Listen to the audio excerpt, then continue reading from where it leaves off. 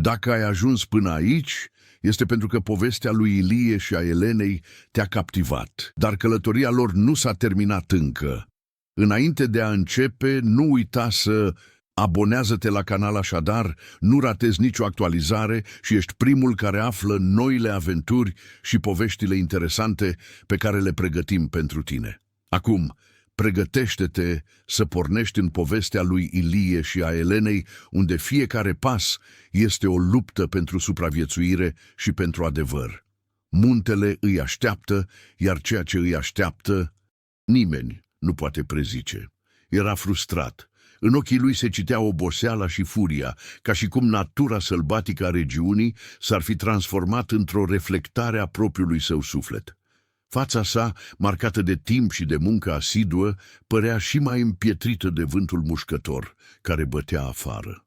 Noaptea se lăsa repede, iar întunericul munților părea să înghită tot ce era în jur. Prietena, o femeie puternică, dar cu o inimă vulnerabilă, l-a privit cu o expresie serioasă, dar cu o licărire de ezitare în ochi. Știa că ceva nu era în regulă. Fermierul, o persoană în mod normal atât de încredere și amabilă, părea acum o umbră a bărbatului pe care îl cunoscuse, dar ce se întâmplase de îl făcuse atât de consumat de furie. Casa lor, o structură rustică din piatră și lemn, se afla în vârful unui deal, departe de sat. Era singurul refugiu pe care îl cunoșteau, dar ceva se schimbase. Lucrurile nu mai erau la fel. S-a apropiat de fereastră, observând orizontul unde munții se înălțau ca niște giganți amenințători, înconjurați de o ceață densă ce nu părea naturală. Ceva se apropia, iar ea simțea asta în fiecare fibră a ființei sale. Fermierul știa și poate de aceea era atât de agitat. Amenințarea era acolo, chiar în fața lor, dar ce anume era, încă nu puteau înțelege. Vom rezolva noi asta, i-a spus ea, încercând să pară fermă, dar vocea ei trăda o ușoară îndoială. Nu a răspuns. În schimb, s-a întors și s-a îndreptat spre ușă. Vântul urla afară, ca și cum i-ar fi chemat pe toți la un destin pe care nici măcar muntele nu l-ar fi putut cuprinde. Și în acel moment, ea a știut că prietenia ei cu fermierul de la munte nu va mai fi niciodată la fel. Ce crezi că încearcă să ascundă fermierul de prietenul său? Care este adevărata amenințare pe care o simte în munți? Împărtășește-ți teoriile în comentariile de mai jos. Zăpada cădea încet pe munte, acoperind pământul cu un strat de alb pur, ca o pătură tăcută și neobosită. Sunetul vântului mușcător era singurul lucru care se auzea în acea parte izolată a României, unde fermierul de la munte și prietenul său locuiau departe de orice oraș sau civilizație. Locul părea neschimbat. Munții, vechi ca timpul, stătuseră acolo de secole, privind bărbații și femeile care se aventurau în jurul lor. Dar, spre deosebire de imensitatea naturii, viețile acestor oameni erau scurte, trecătoare.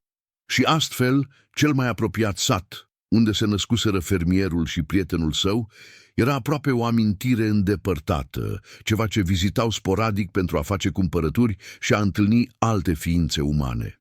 Fermierul de la munte, pe nume Ilie, fusese întotdeauna un om rezervat. Crescut într-o lume în care munca fizică și supraviețuirea erau singurele lucruri care contau, nu fusese niciodată interesat de chestiuni de inimă sau de lumea exterioară. Viața lui era simplă, îngrija pământul, recolta ce dădea pământul și întreținerea casei sale, dar ceva se schimbase în el în ultimele luni. Prietena lui, Elena, îl cunoștea pe Ilie încă de când erau copii, în lungile după amieze de vară în care se jucau pe pantele munților. Era o femeie mai introspectivă, dar cu o forță și o hotărâre care o diferențiau întotdeauna. Deși hotărâse să studieze și să locuiască într-un oraș mai mare, legătura dintre cei doi nu s-a rupt niciodată. Știa, poate mai bine decât oricine, că Ilie nu era genul de persoană care să se predea sorții fără luptă, dar ceea ce trăia el acum părea diferit. În acel moment, Elena se afla în mica grădină din afara casei, privind munții care o înconjurau. Nu vedea nimic special în acel peisaj arid și neprimitor, dar ceva din interiorul ei îi spunea că în spatele munților se afla ceva mai mult. Ceva ce Ilie nu voia să știe, ceva periculos. Elena, ești acolo?" se auzi vocea lui Ilie din interiorul casei, întrerupându-i gândurile. Ea nu a răspuns imediat. Vânturile puternice făceau dificilă distincția sunetelor de la distanță. Când s-a întors, Ilie era acolo, în prag, cu o expresie închisă.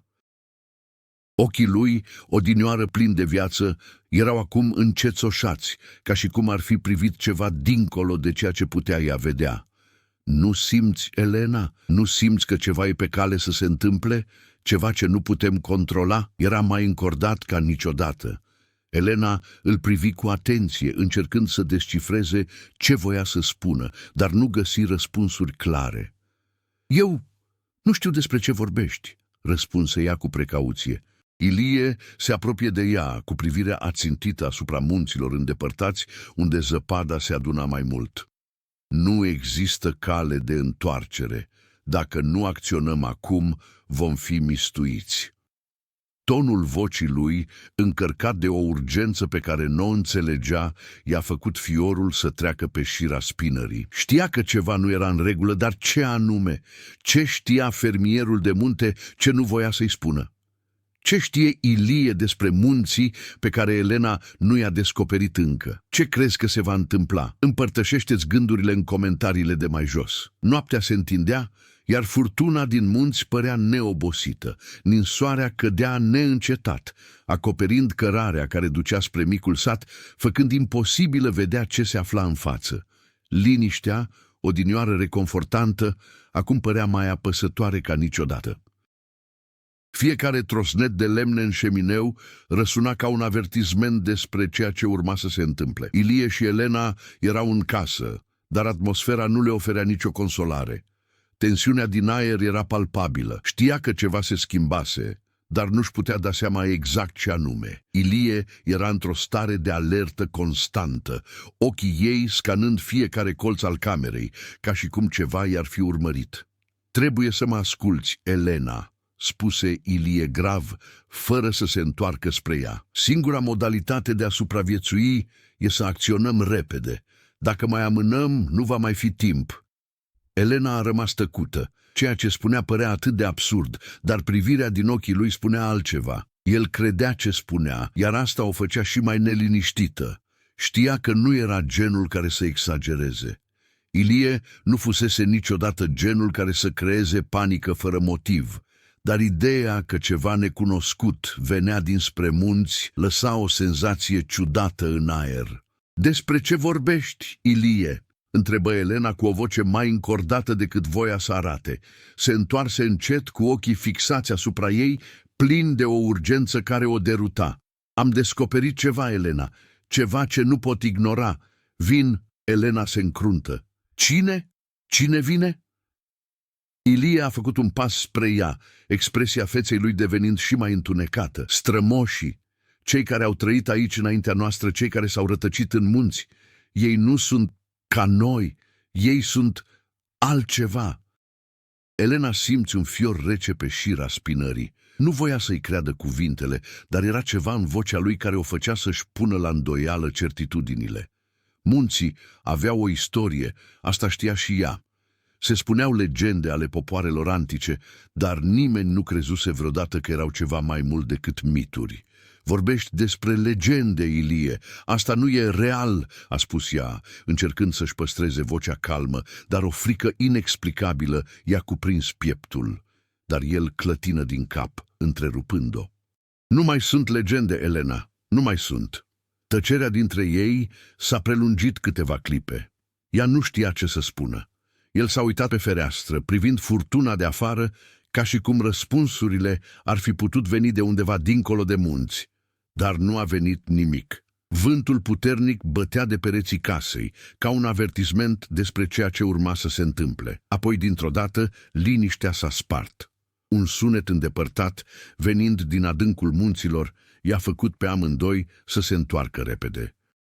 Era un sunet pe care Elena nu-l mai auzise niciodată, un zumzet înăbușit care părea să vină din toate părțile simultan. Ceva era acolo și părea să se apropie. Ilie s-a uitat la ea cu o expresie de grabă și frică. Trebuie să plecăm acum, Elena. Vin. S-a uitat la el nesigură dacă putea să creadă ce se întâmpla, dar un lucru era sigur. Situația scăpase de sub control. Dacă nu mergea cu el, ce se va întâmpla? Ce credeți că a descoperit Ilie în munți? Cine sunt anticii pe care îi menționează? Lăsați-vă teoriile în comentarii. Vântul urla cu înverșunare, ca și cum însăși spiritul munților ar fi încercat să înghită tot ce era în jur. Ilie și Elena se pregăteau să părăsească siguranța casei, dar atmosfera era încărcată cu ceva dincolo de frică, un sentiment de inevitabilitate. Elena simțea că este atrasă spre ceva mai mare, ceva ce nu putea controla. Inima îi bătea cu putere, frica îi creștea, dar mai era ceva. O îndoială care se strecura în mintea ei. Îl cunoștea pe Ilie de atât de mult timp, dar de când începuse să vorbească despre antichi, nu-i mai putea înțelege pe deplin acțiunile.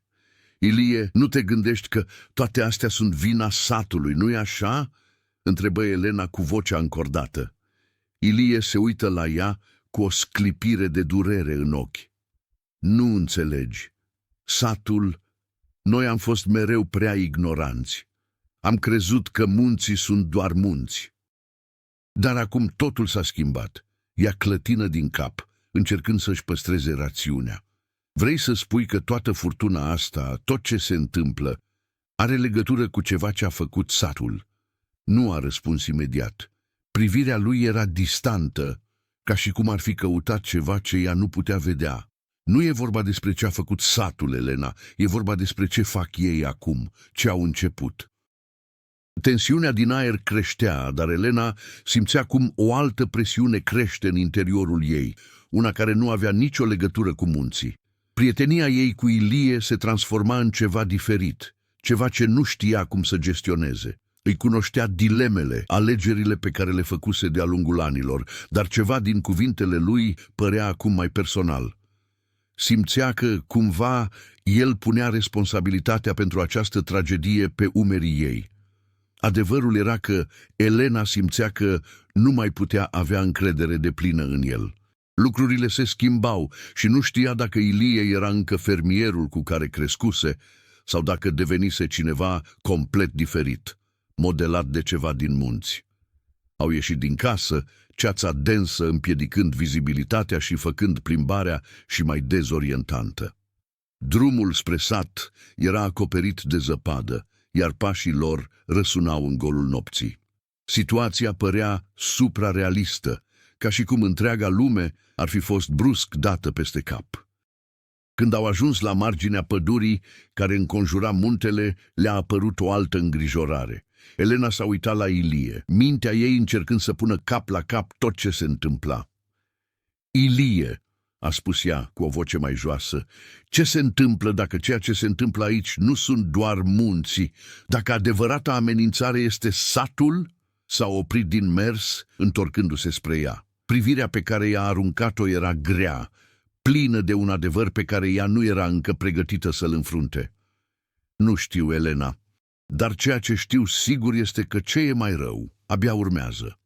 Atmosfera din jurul lor era încărcată de o tensiune indescriptibilă.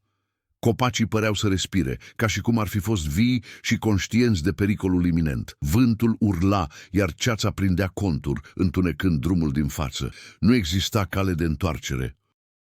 Ce crezi că ascunde Ilie de Elena? Chiar crede că satul are vreo legătură cu amenințarea? Sau se întâmplă altceva? Lasă-ți părerea în comentarii. Ceața densă făcea fiecare pas mai nesigur. Ilie și Elena mergeau, acum fără cuvinte, prin câmpul acoperit de zăpadă, cizmele afundându-se la fiecare pas, în timp ce vântul mușcător părea să le testeze limitele. Munții din jur se înălțau ca niște giganți tăcuți, urmărind ce urma să se întâmple. Plecaseră de casă cu ore în urmă, îndreptându-se spre inima munților, de unde Ilie credea că totul își are originea.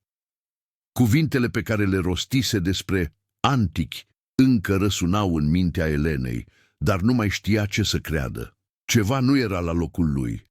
iar sentimentul că erau urmăriți se intensifica cu fiecare minut care trecea. Deodată, vântul a încetat. Liniștea era totală, apăsătoare. Elena s-a oprit, ochii ei scanând peisajul din jurul ei. Copacii erau impunători de nemișcați, iar ceața părea să se fi strâns și mai mult, formând o cortină impenetrabilă în fața ei. Atunci a auzit sunetul, un murmur slab, aproape imperceptibil, venind din adâncul pădurii, ceva ce nu aparținea naturii, ci ceva diferit. Ilie a auzit și el. Se opri din mers și se întoarse spre Elena cu fața palidă și ochii plini de teroare. "Începe," șopti el, ca și cum cuvintele l-ar fi speriat mai mult decât orice viscol. "Ilie." "Ce se întâmplă?" întrebă Elena cu vocea tremurândă, dar nu a răspuns. În schimb, s-a apropiat de un copac din apropiere și a început să tragă de crengi și tufișuri cu o vigoare înspăimântătoare. Elena a rămas paralizată, neînțelegând ce face. Inima îi bătea cu putere, iar sentimentul că era privită devenea din ce în ce mai puternic. Atunci sunetul s-a intensificat, ca un murmur colectiv care se transforma într-un fel de țipăt înăbușit, venind din adâncul munților. Apoi, de nicăieri, ceea ce părea a fi o stâncă a început să se miște. Suprafața pământului a tremurat sub picioarele lui, iar o fisură a apărut în pământ, lărgindu-se încet până a ajuns la picioarele lui Ilie. "Fugi!" a strigat Ilie cu o voce plină de disperare. Elena a făcut un pas înapoi, dar ceva a oprit-o. Pământul din fața ei s-a deschis, dezvăluind o cavitate întunecată și adâncă. Din umbre au început să iasă la iveală forme indistincte, siluete care se târau încet, ca și cum ar fi făcut parte din pământul însuși. Vederea creaturilor a fost suficientă pentru a o paraliza pe Elena. Avea ochi strălucitori și o prezență care transcendea firescul. Erau cele antice, legendele pe care le pomenise Ilie, dar acum, în fața ei, erau mai reale și mai amenințătoare decât și-ar fi putut imagina vreodată. "Ilie!" a strigat ea, dar vocea i s-a pierdut în țipătul colectiv al creaturilor. "Ce sunt acestea?" Ilie s-a uitat la ea cu o expresie de durere și regret. "Nu sunt doar legende, Elena, sunt gardienii muntelui și acum sunt aici să ne ia." Atunci Elena și-a dat seama. Răspunsul era chiar în fața ei. Strămoșii nu erau doar legende. Erau spiritele muntelui, morții uitați de sat. Iar acum, odată cu sosirea lor, legile naturii erau încălcate. Ilie, cu ochii plini de teroare, a apucat-o pe Elena de mână și cu o mișcare rapidă a tras-o adânc în pădure, departe de creaturi, dar fisura din pământ continua să se lărgească, ca și cum planeta însăși s-ar fi deschis pentru a înghiți tot ce era în jurul ei. Vântul a urlat din nou cu putere și în mijlocul viscolului au fugit fără să se uite înapoi. Dar creaturile nu i-au urmat. Erau deja acolo unde voiau să fie. Iar soarta tuturor, acum, era în mâinile strămoșilor. Ce credeți că vor anticii de la Ilie și Elena? Au vreo șansă să scape? Lăsați-vă teoriile în comentarii. Cursa prin pădure părea nesfârșită. Sunetul vântului mușcător, amestecat cu vuietul îndepărtat al creaturilor, o făcea pe Elena să simtă ca și cum însuși aerul încerca să o tragă înapoi. Ilie alerga înainte, fără să se uite la ea, cu fața încordată și marcată de frică. Crăpătura din munți se lărgise imprevizibil și odată cu ea un sentiment că realitatea din jurul lor se dezintegra. Nu vorbeau, dar fiecare pas, fiecare respirație transmitea greutatea deciziilor pe care le luaseră, sau mai degrabă a deciziilor pe care le luase Ilie. Elena se simțea ca și cum ar fi fost târâtă în ceva din care nu mai putea scăpa, ceva mai mare decât putea înțelege. În cele din urmă, Ilie se opri, fără suflare, și se întoarse spre ea. Privirea din ochii lui nu mai era a unui bărbat hotărât, ci a cuiva care începea să-și dea seama că făcuse ceva ireversibil. "Ne vor aici, Elena, aici, în inima muntelui." Impactul cuvintelor lui a făcut-o și pe Elena să se oprească. S-a uitat în jur, încercând să găsească ceva familiar, dar totul era distorsionat. Ceața părea să fie înghițit pădurea, iar tufișurile și copacii se îndoiau ca și cum pământul s-ar fi mișcat. Creaturile care înainte păreau îndepărtate erau acum aproape, foarte aproape. Știai ce se întâmplă de la bun început, nu-i așa? Întrebă Elena cu vocea tremurândă, dar plină de acuzație. Știai că se va întâmpla asta și totuși m-ai adus până aici. Ilie și-a întors privirea, incapabil să-i susțină privirea. Eu nu știam, dar știam că dacă nu făceam nimic, va fi prea târziu. Așteptau, Elena. Așteptau momentul potrivit să ne prindă. Vina și regretul erau vizibile pe fața lui, dar nu erau suficiente pentru a șterge ceea ce făcuse. Elena simțea un amestec de furie și frică, dar mai era ceva în interiorul ei, ceva ce încă nu putea înțelege. Voia să creadă că Ilie încerca să-i salveze, dar adevărul era că îi plasase direct în ochiul furtunii. Și acum, tot ce îi mai rămânea era să supraviețuiască.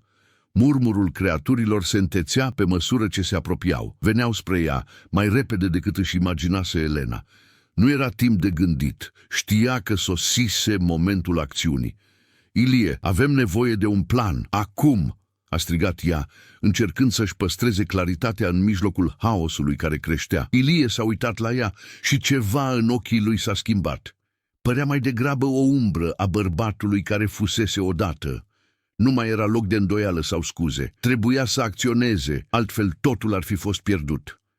Eu știu un loc în munți, a spus el, cu o voce mai fermă, dar încărcată de o presiune disperată. Un loc unde nu ne pot urmări, dar trebuie să ajungem acolo înainte să ne găsească. Au început să alerge din nou, fără o direcție clară, dar cu o grabă crescândă. Creaturile păreau să le urmeze pașii, dar erau suficient de departe pentru a avea o șansă. Muntele, cu toate cicatricile și secretele sale, oferea încă o oarecare protecție. Dar pentru cât timp, în timp ce fugeau, Elena nu se putea abține să nu se întrebe dacă reușeau să scape de data asta, ce se va întâmpla în continuare. Ilie nu părea a fi bărbatul pe care îl cunoștea. Răspunsurile pe care le căuta în munți îi se păreau acum mai degrabă o povară decât o salvare. Dacă se înșela în privința tuturor lucrurilor, au ajuns la o stâncă, o muchie abruptă care domina un peisaj vast, dar neprimitor. Ilie s-a oprit și s-a uitat la Elena cu o expresie sumbră pe față. Aici vom fi în siguranță. Elena îl privi sceptic. Fisura din munți părea mai adâncă acum, ca și cum ar fi creat o separare între lumi. În siguranță. Se uită la umbrele care se apropiau. Ești sigur? Ilie nu a răspuns. A privit fix în abisul din fața lui, ca și cum ar fi încercat să găsească o cale de ieșire din toate astea. Știa că alegerea pe care o vor face acolo ar putea fi ultima. Și nu mai era timp. Crezi că Ilie are cu adevărat o soluție pentru a-i salva pe amândoi? Ce crezi că se va întâmpla în continuare? Lasă-ți teoriile în comentarii. Vântul mușcător se intensifica pe măsură ce Ilie și Elena se apropiau de stâncă, o margine ce părea să se deschidă spre abisul nesfârșit de sub ei. Sunetul creaturilor care îi urmăreau continua, dar mai îndepărtat, ca și cum ar fi ezitat, așteptând ceva. Totuși, această pauză nu le-a oferit nicio ușurare, nu a făcut decât să amplifice sentimentul că timpul se scurge. Elena, cu inima bătându-i nebunește și mintea copleșită de îndoieli, s-a uitat la Ilie. Bărbatul pe care îl cunoștea părea pierdut în munți, undeva între frică și disperare. Dar acum, în timp ce stăteau pe marginea prăpastiei, a văzut ceva diferit în ochii lui. Era o hotărâre tăcută, o putere reînnoită, care părea să se ridice din adâncul sufletului său. Știa că, dacă voiau să supraviețuiască, trebuia să fie mai mult decât un simplu fermier de munte. Trebuia să fie cineva care să preia controlul, cineva dispus să înfrunte orice i-ar fi stat în față. Ilie, trebuie să găsim o cale de scăpare, exclamă Elena, cu o voce puțin mai fermă, dar încă încărcată de panică. Nu putem rămâne aici, nu putem avea încredere în munte sau în aceste... Puchestii. Ilie se întoarse spre ea cu expresia cuiva care, în sfârșit, luase o hotărâre. Știu, Elena, dar nu putem fugi la nesfârșit. Suntem deja înconjurați. Singura șansă pe care o avem acum este să-i înfruntăm. Elena se uită la el, neîncrezătoare. Să-i înfruntăm? Cum? Se uită la creaturile din umbră, care acum păreau să se miște mai repede, apropiindu-se tot mai mult. Distanța dintre ele și antichi se micșora rapid, ca și cum muntele i-ar fi condus direct spre ei. Ilie a făcut un pas înainte, cu ochii ațintiți spre orizont. Nu se mai uita la creaturi, privea la ceva dincolo de ele, ceva ce, până în acel moment, nu reușise să vadă clar. Te-am adus aici pentru că am crezut că există ceva mai mult în munți, ceva care ne-ar putea salva viețile, a spus Ilie cu o voce fermă. Dar acum, Elena, știu că nu e vorba despre ce ne poate oferi muntele, ci despre ce putem face noi pentru a controla ce vine de la el. Ceea ce spunea părea absurd. Elena știa că ceea ce se întâmpla nu putea fi controlat, dar tonul lui Ilie, acum mai hotărât, a făcut-o să se gândească de 2 ori. S-a uitat la creaturi, acum atât de aproape încât simțea presiunea pe piept. Muntele devenea terenul unei bătălii și știa că, pentru a câștiga, trebuia să se schimbe, trebuia să facă mai mult decât să fugă sau să se ascundă. Ilie a mai făcut un pas înainte, iar deodată Elena l-a urmat, ca și cum ceva invizibil ar fi tras-o după el. Împreună au început să meargă spre abis, unde linia subțire dintre viață și moarte se dizolva în fața ochilor lor. Aici ne confruntăm cu muntele, Elena, a spus Ilie cu o convingere pe care nu și-ar fi imaginat niciodată că el este capabil să o exprime. Aici luăm decizia finală.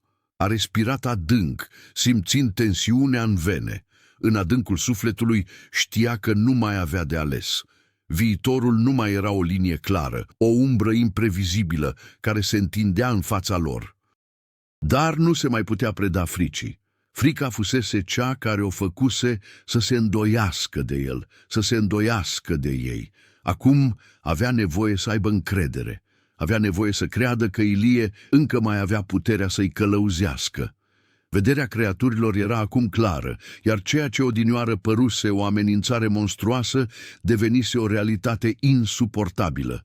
Se mișcau cu agilitate, formele lor ieșind din întuneric, dar încă nu atacau. Păreau să studieze, să aștepte.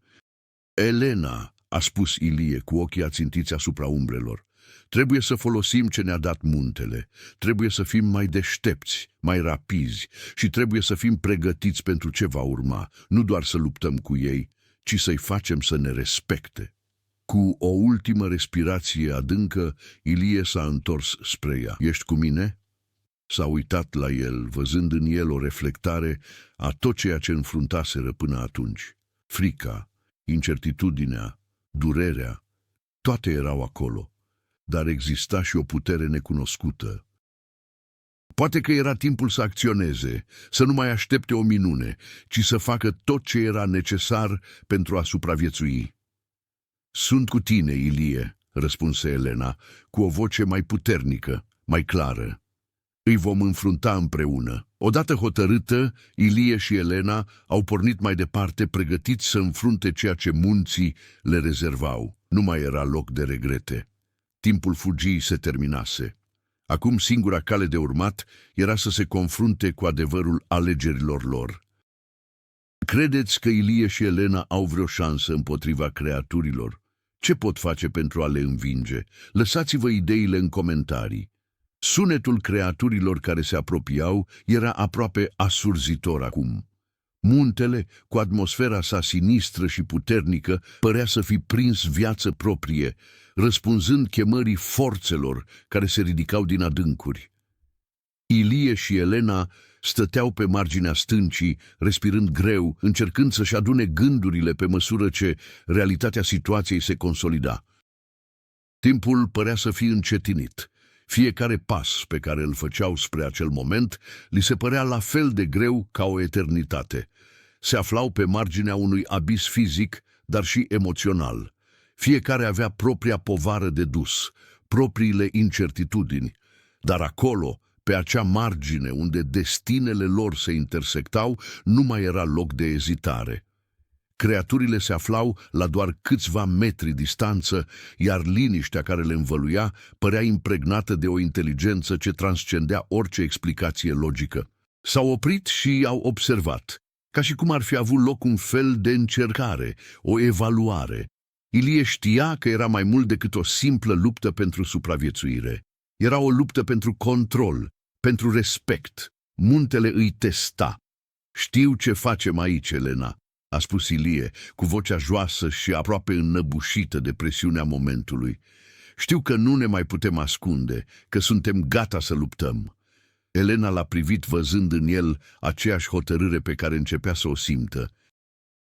Până în acel moment reacționase doar la ceea ce se întâmpla, dar acum ceva în interiorul ei se schimbase.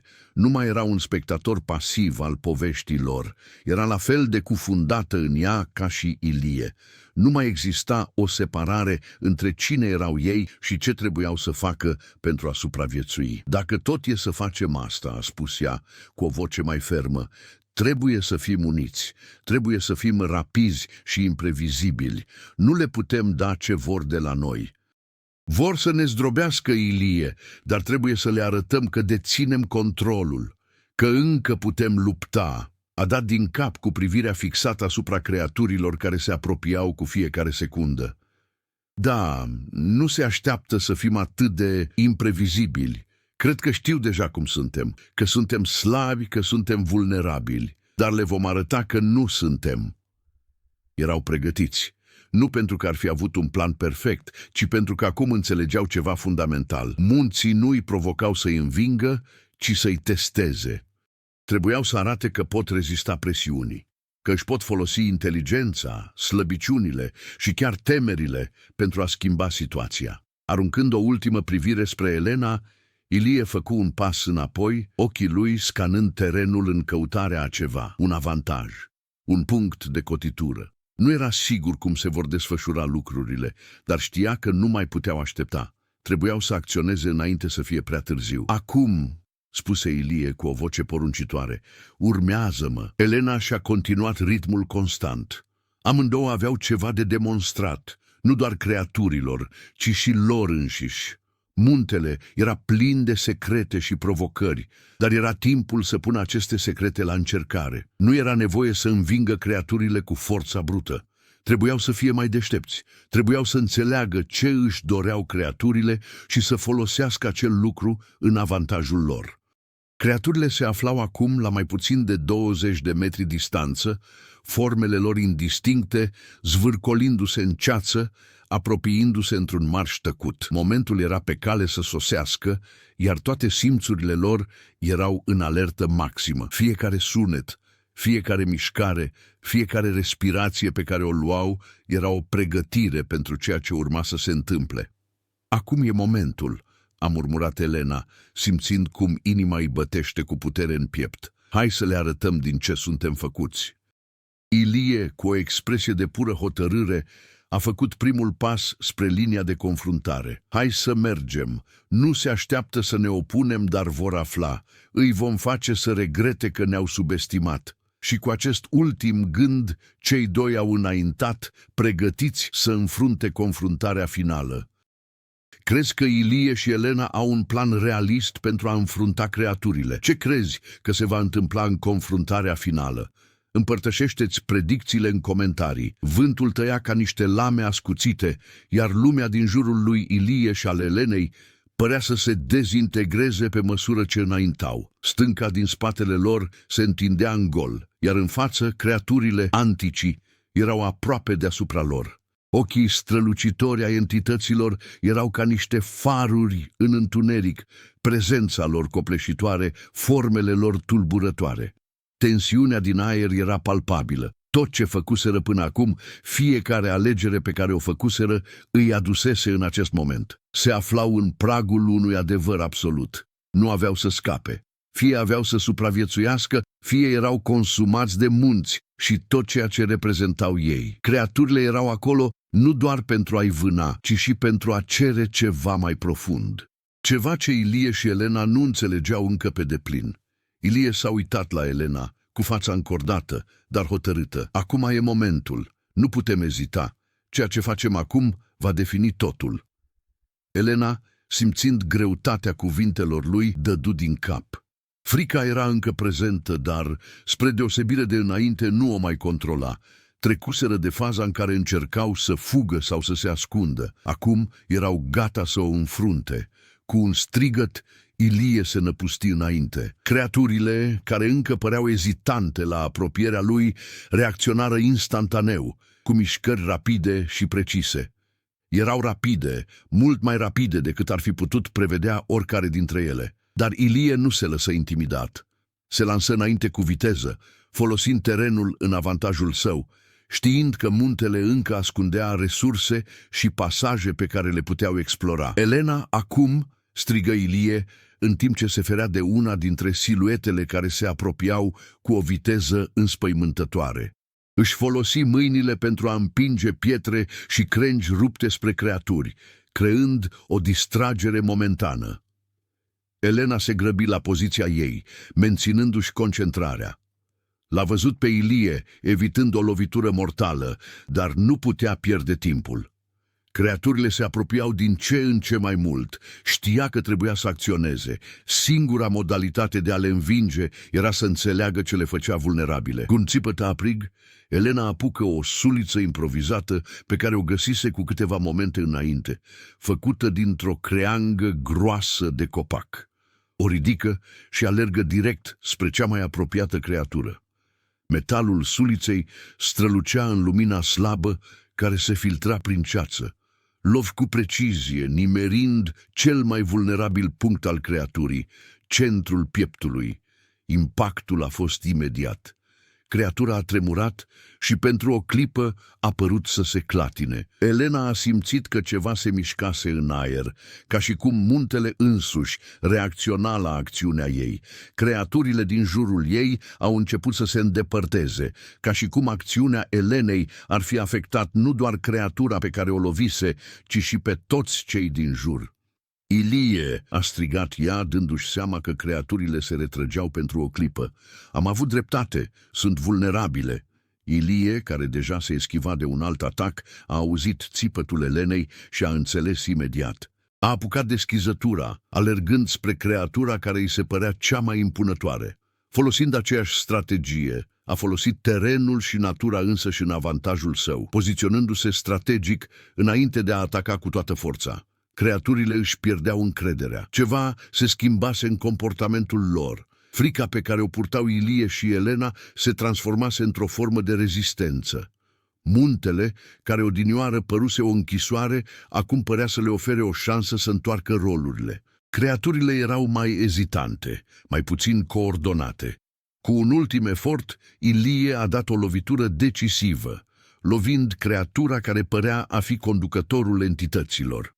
Aceasta a scos un țipăt ascuțit, iar corpul său s-a dizolvat într-o explozie de lumină și întuneric, lăsând în urmă doar un gol apăsător. Celelalte creaturi, fără conducătorul lor, au început să se împrăștie, corpurile lor dezintegrându-se pe măsură ce se îndepărtau de câmpul de luptă. Peste munte s-a lăsat liniștea. Era o liniște grea, ca și cum pământul ar fi respirat după un eveniment cataclismic. Ilie și Elena gâfâiau, trupurile marcate de luptă, dar ochii le străluceau cu o flacără reînnoită. Câștigaseră, nu cu forță brută, ci cu inteligență, curaj și o conexiune cu muntele pe care în sfârșit o înțeleseseră. Lupta era departe de a fi ușoară, dar depășiseră imposibilul, înfruntaseră ceea ce părea insurmontabil și, în cele din urmă, obținuseră victoria.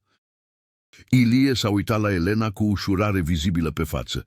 Am reușit, Elena. Nu am supraviețuit doar. Am învins ceea ce ne amenința. Elena, cu o expresie de oboseală, dar și de pură satisfacție, a răspuns: da, am reușit, dar ce urmează? Priveau munții din față, acum calmi. Nu știau ce le rezerva viitorul, dar un lucru era sigur, realizaseră ceva mai profund, fuseseră transformați.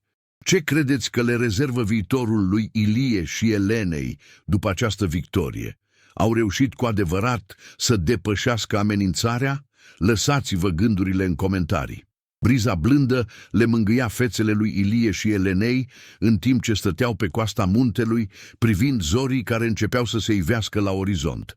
Întunericul nopții fusese risipit de lumina tot mai puternică, iar munții, care odinioară păreau o scenă a fricii și a pustiirii, erau acum învăluiți într-o calmă senină. Erau împreună, supraviețuitori ai unei lupte pe care nici ei nu credeau că o pot câștiga. Sentimentul de ușurare era palpabil, dar era ceva mai mult. Ceva se schimbase în ei, modelat de experiență, de durere, de lupta pentru supraviețuire. Nu mai erau aceiași oameni care escaladaseră munții cu săptămâni înainte, fuseseră făuriți de focul adversității, transformați în ceva mai puternic.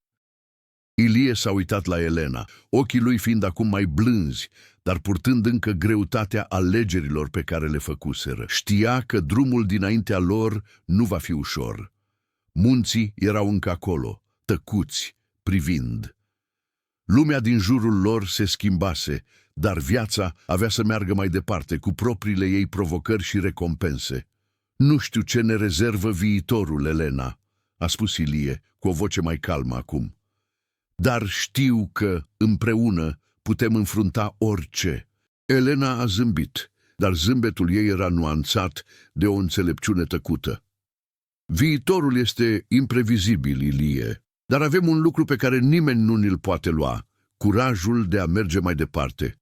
Și certitudinea că împreună suntem mai puternici. Au rămas tăcuți o clipă, observând munții care odinioară fuseseră atât de amenințători, dar care acum păreau doar o altă parte a lumii, ceva cu care învățaseră să trăiască. Nu mai exista frică, ci doar acceptare. Ceea ce se întâmplase în trecut făcea parte din poveștile lor, dar ceea ce îi aștepta avea să fie scris de propriile lor mâini. Pe măsură ce soarele se înălța tot mai sus pe cer, luminând calea dinainte, Ilie și Elena au făcut un pas împreună, fără să se uite înapoi. Viitorul le aștepta, iar muntele, care odinioară părea de netrecut, era acum doar o bucată din lumea pe care o cuceriseră. Nu știau ce le rezerva soarta, dar știau că nu mai erau singuri. Călătoria lor fusese marcată de lupte, dar și de creștere. Depășiseră imposibilul și acum erau pregătiți pentru orice le ieșea în cale, indiferent de situație. Împreună aveau să fie de neînvins. Ce credeți că vor face Ilie și Elena în continuare? Își vor găsi liniștea după această experiență sau au noi provocări în față?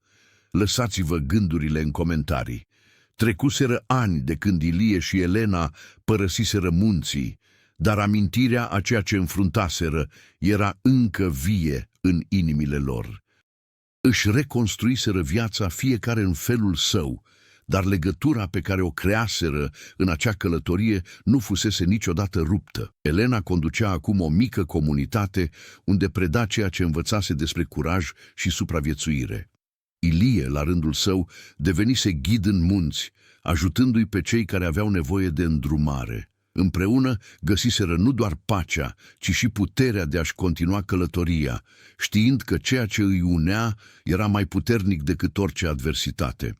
Și astfel, călătoria lui Ilie și a Elenei se încheie, dar povestea lor este doar începutul. Acum vrem să știm, ce credeți că le rezervă viitorul acestor personaje? Au găsit cu adevărat pacea sau îi așteaptă noi provocări la orizont? Părerea ta contează și vrem să auzim ce ai de spus.